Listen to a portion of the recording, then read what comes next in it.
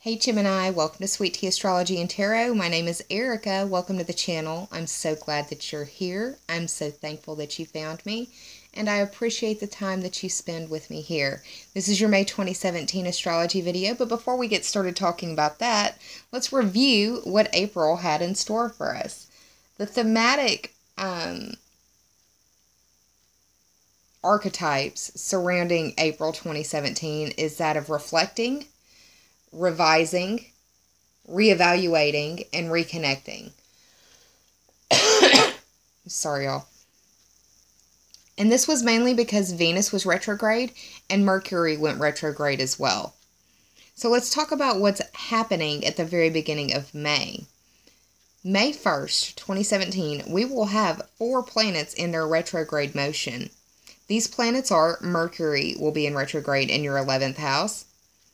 Jupiter will be retrograde in your 5th house. Saturn will be retrograde in your 7th house. And Pluto will be retrograde in the 8th house. Mercury retrograde in the 11th, you'll probably be dealing with a lot of internet issues.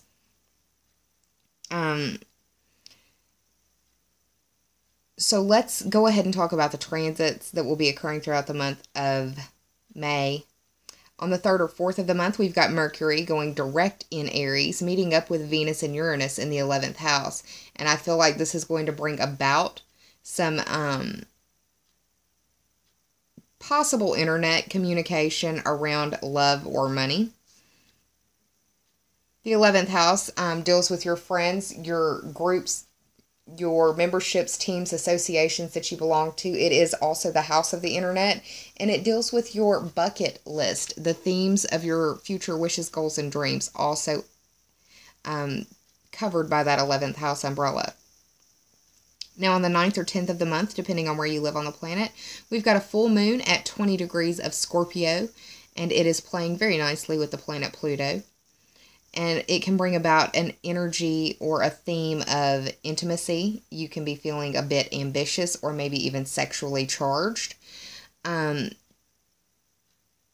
20-degree Scorpio full moon, the Sabian symbol that is associated with that reads, obeying his conscience, a soldier resists orders. It could be that you're dealing with a conflict of conscience in an area of work or health, or the competency and skills that you bring to the services that you provide. And it could be like a workplace flirtation. It could be dealing with workplace money. It could also be dealing with health and possible death issues. It could be dealing with birth issues, because that 6th house is work and health.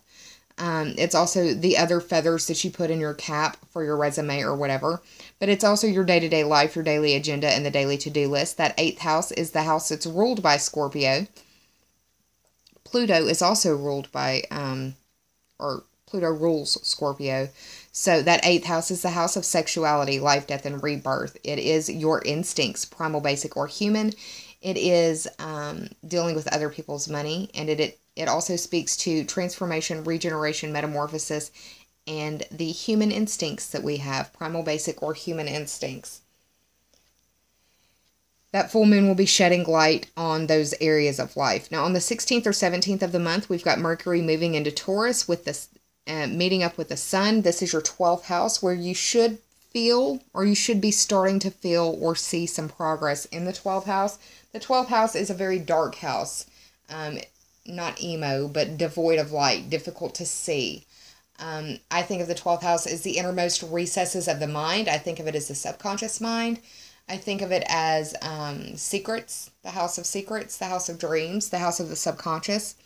The 12th house is literally the house of your limitations, your karma, your self-undoing, and secret enemies, secrets that you keep from yourself, like through repression, secrets that are kept from you, and secrets that you keep from others. Mercury moving in that house could be that there's some secret communication going on. That house is also the house of karma, so it could be karmic communication, and it could be coming to you through your dream space. Would be a good idea to keep a dream journal, Gemini. Now, on the 20th or the 21st, depending on where you live on the planet, we've got the Sun moving into Gemini, meeting up with Mars. So let me be the first to say happy birthday, Gemini. You are going to be feeling energetic, quick, probably rebellious, a little bit argumentative, maybe excited or excitable.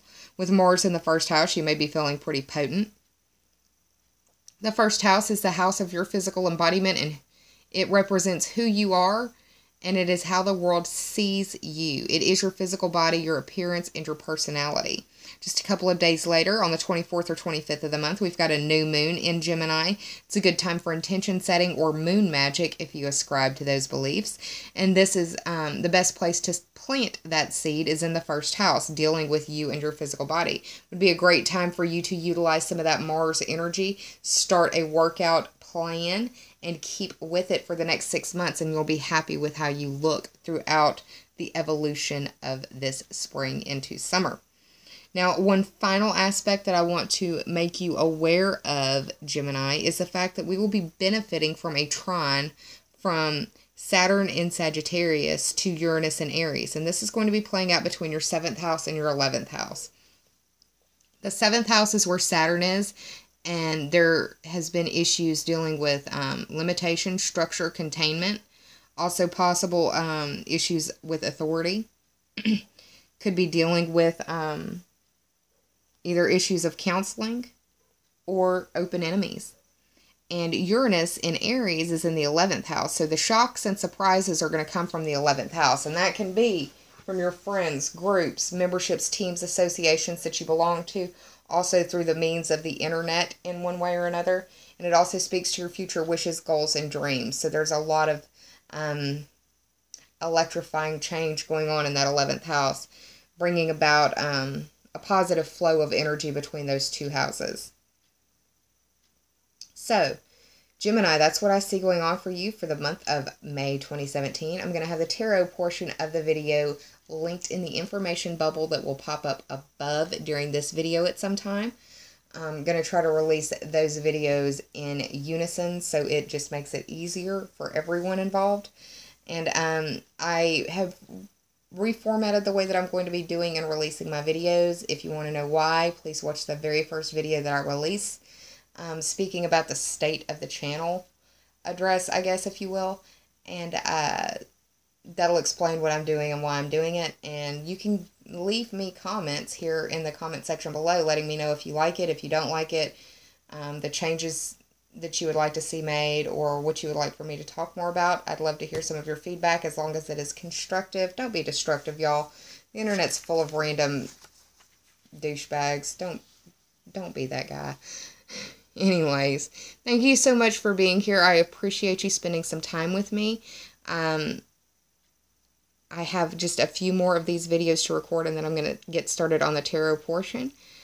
I am sending you so much love. I do hope that you're well, and I do hope that May sends you nothing but bright, beautiful, bountiful blessings, and that you capitalize and utilize the energy that is coming your way. These videos are used and intended as a heads-up general forecasting purposes for Gemini Sun, Moon, and Rising. However, it will be more resonant for the Gemini Suns and the Gemini Risings. So, sending you so much love again. Thank you so much for being here. I will see you soon. But until then, take care. Namaste and bye, y'all.